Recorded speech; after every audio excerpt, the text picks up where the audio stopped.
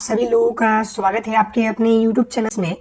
आज हम इस वीडियो में डीएलएड एंट्रेंस एग्जाम 2023 के लिए साइंस के सेट 3 को लेकर आया हूं, जिसमें हम लोग 20 महत्वपूर्ण प्रश्न को देखेंगे।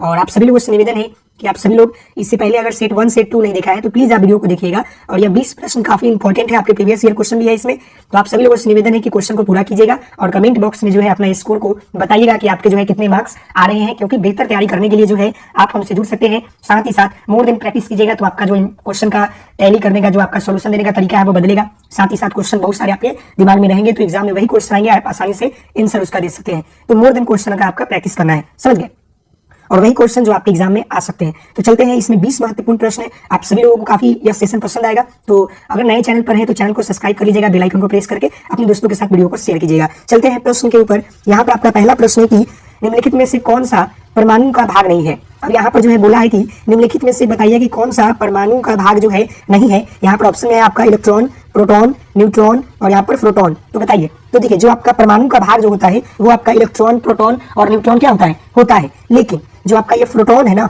यह आपका क्या होता है कि परमाणु का भाग नहीं होता है, समझ गए। तो इसका आंसर क्या हो जाएगा, ऑप्शन आपका डी हो जाएगा। यह प्रश्न क्लियर हुआ। अगला यहाँ आपका प्रश्न है कि किस वैज्ञानिक ने सर्वप्रथम आवर्त सारणी का निर्माण किया। आवर्त सारणी करने का मतलब कि पीरियोडिक टेबल, आपने केमिस्ट्री में देखा होगा, इस तरह का पीरियोडिक टेबल आपका नजर आते हुए दिखता है। ये आपका जो है पीरियोडिक टेबल होता है, देखे होंगे आप लोगों ने।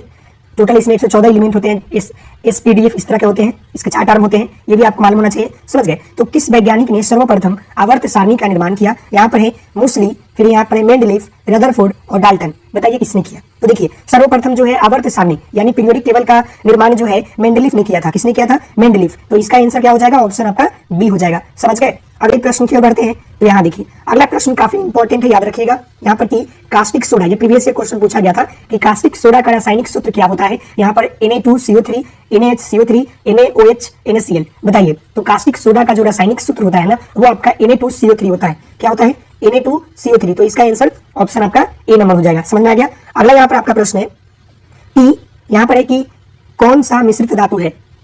यहाँ पर लगता है कि टाइपिंग मिस्टेक हो गया है, तो मैं आपको बता दूं कि यहाँ पर कांसा होना चाहिए, जी कांसा ही होना चाहिए। कांसा किस मिश्र मतलब किसका मिश्र धातु होता है, समझ गए। तो कांसा जो होता है, अगर हम लोग बात कर ले साधारण में, तो जो तांबे और जस्ते का होता है, समझ गए। यहाँ पर कांसा होगा, कांसा जो है किसका मिश्र धातु है, कांसा। कांसा यहाँ लिख लीजिएगा। कांसा यहाँ पर ऑप्शन देखिए, तांबा एवं टीन का, तांबा एवं चांदी का, तांबा एवं जस्ता का, तांबा एवं सीसा का, समझ रहे हैं। तो जो यहाँ पर कांसा है वो आपका जो है तांबा एवं जस्ता, याद रखिएगा, तांबे तथा जस्ते का जो है मिश्र धातु होता है आपका कांसा, समझ गए। तो इसका आंसर ऑप्शन आपका बी हो जाएगा। अगले प्रश्न की ओर बढ़ते हैं। तो यहाँ पर आपका अगला प्रश्न यहाँ पर 5 नंबर है कि मानव शरीर में रक्त की मात्रा कितना होता है।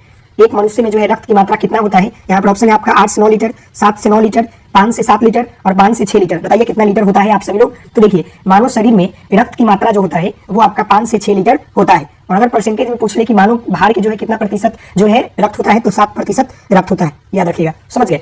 ये परसेंटेज की बात कर रहे हैं, और लीटर की बात करें तो 5 से 6 लीटर। इसका आंसर ऑप्शन डी हो जाएगा। अगला यहाँ प्रश्न काफी इंपॉर्टेंट है, याद रखिएगा कि किस रंग का तरंग धैर्य सबसे अधिक होता है। तो देखिए याद करने का तरीका है, तैर कर धर लेना, वो होता है लाल रंग। तो इसका आंसर हो जाएगा ऑप्शन आपका डी। अगर पूछे कि किस रंग का तरंग धैर्य जो है सबसे अधिक होता है, तो वो होता है आपका लाल रंग, याद रखिएगा, समझ गए। अगले प्रश्न की ओर बढ़ते हैं। तो यहाँ देखिए अगला प्रश्न यहाँ पर 7 नंबर है, काफी इंपॉर्टेंट है, इजी भी है लेकिन इंपॉर्टेंट है। बच्चे इसमें अक्सर गलती कर देते हैं कि सूर्य का लगभग 70% भाग जो है निम्नलिखित में से किससे बना हुआ है। यहाँ पर ऑप्शन है आपका हीलियम, ऑक्सीजन, कार्बन, हाइड्रोजन। बताइए सूर्य का जो है 70% भाग जो है लगभग जो है किससे बना हुआ है, तो वो जो है आपका हाइड्रोजन से बना हुआ है, याद रखिएगा, हाइड्रोजन।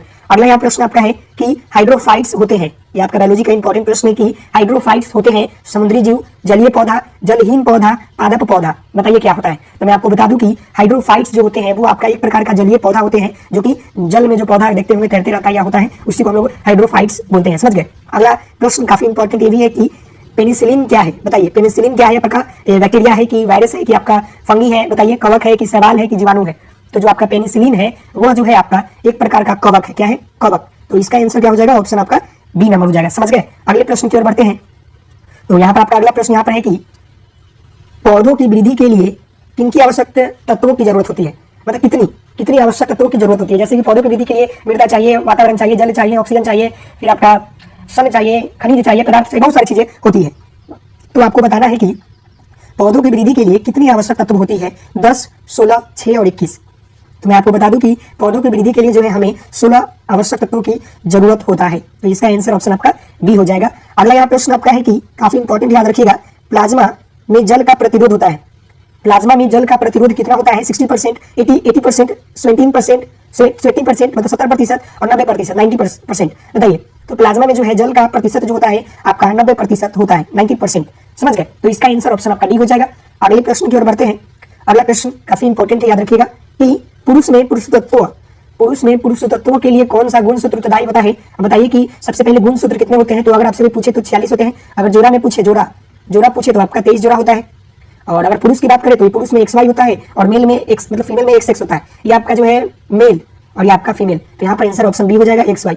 समझ गए? और ये XX जो होता है आपका फीमेल में होता है गुणसूत्र। समझ गए? अगला यहाँ पर प्रश्न है कि जल में तैरना न्यूटन की गति के किस नियम के कारण संभव होता है? ऑप्शन यहाँ पर है कि तृतीय नियम, प्रथम नियम, द्वितीय नियम, आर्किमिडीज का नियम। बताइए, तो जल में तैरना जो है न्यूटन के तृतीय नियम का जो है फलस्वरूप परिणाम है, क्योंकि जल में जब हम लोग तैरते हैं तो हाथों से अपने पानी को इधर खींचते हैं, पीछे की तरफ खींचते हैं और पानी हमें जो है आगे की तरफ धक्का देता है तो हम लोग आगे बढ़ जाते हैं। यही होता है आपका। समझ गए?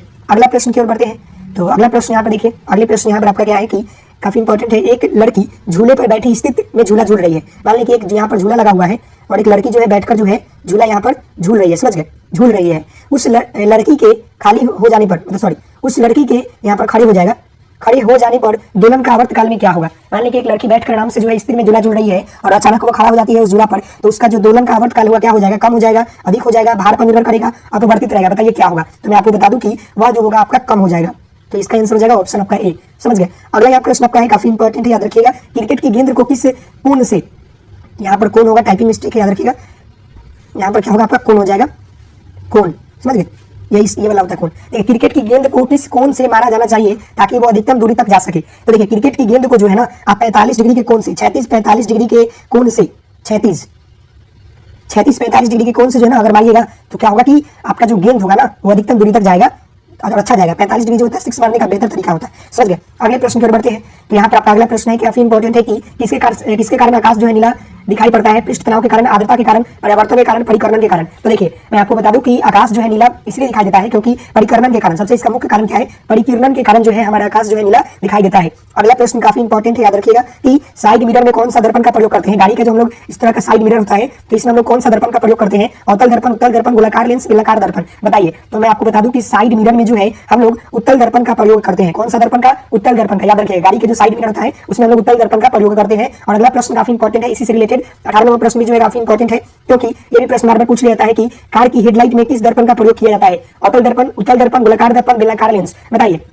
कार की जो हेडलाइट होता है, कार का जो इस तरह का हेडलाइट होता है, ये आपका हेडलाइट हो गया बाइक का, या कार का भी इस तरह का हेडलाइट होता है, इस तरह का, तो इसमें जो है कौन सा जो है दर्पण का प्रयोग किया जाता है? तो उसका मैं बता दूं कि अवतल दर्पण का प्रयोग किया जाता है। साइड मिरर में उत्तल दर्पण और हेडलाइट में जो है आपका अवतल दर्पण का प्रयोग किया जाता है। अगला यहाँ प्रश्न आपका 19 नंबर है कि प्रकाश का रंग जो है निर्धारित होता है किसके कारण? प्रकाश का रंग जो होता है आयाम से निर्धारित होता है, कि तरंग दैर्ध्य से निर्धारित होता है, कि चाल से होता है, कि वेग से होता है? तो मैं आपको बता दूं कि प्रकाश का रंग जो है वो आपका तरंग दैर्ध्य से निर्धारित होता है। किससे होता है? तरंग दैर्ध्य से निर्धारित होता है। तो इसका आंसर क्या हो जाएगा? ऑप्शन आपका बी हो जाएगा। समझ गए? अगला यहाँ प्रश्न आपका 20 नंबर है कि दूध से क्रीम निकालने पर क्या होता है? दूध से क्रीम निकालने पर दूध का घनत्व बढ़ता है, दूध का घनत्व घटता है, अपवर्तित रहता है, इनमें से कोई नहीं। बताइए, तो दूध से क्रीम निकालने पर दूध का घनत्व जो होता है वो क्या होता है कि बढ़ता है। समझ गए? तो इसका आंसर क्या हो जाएगा? ऑप्शन आपका ए हो जाएगा। तो यही जो है आपका इस सेट का 20 महत्वपूर्ण प्रश्न थे। आप सभी लोग कमेंट करके बताइएगा कि आपके जो है कितने मार्क्स आ रहे हैं। साथ ही साथ आप लोग बताइएगा कि वीडियो जो है आपको कैसी लगी। अगर वीडियो अच्छा लगता है तो लाइक कीजिएगा, शेयर कीजिएगा, सब्सक्राइब कीजिएगा, अपना कमेंट बॉक्स में कमेंट कीजिए कितने मार्क्स आ रहे हैं। मिलते हैं फिर नेक्स्ट वीडियो में। और चैनल पर नए हैं तो चैनल को सब्सक्राइब, लाइक किए बिना नहीं जाइएगा, क्योंकि आपका मोटिवेशन हमें एक लाइक आपका हमें मोटिवेशन प्रदान करता है। तो प्लीज लाइक कीजिएगा, शेयर कीजिएगा। मिलते हैं नेक्स्ट वीडियो में, तब तक के लिए धन्यवाद।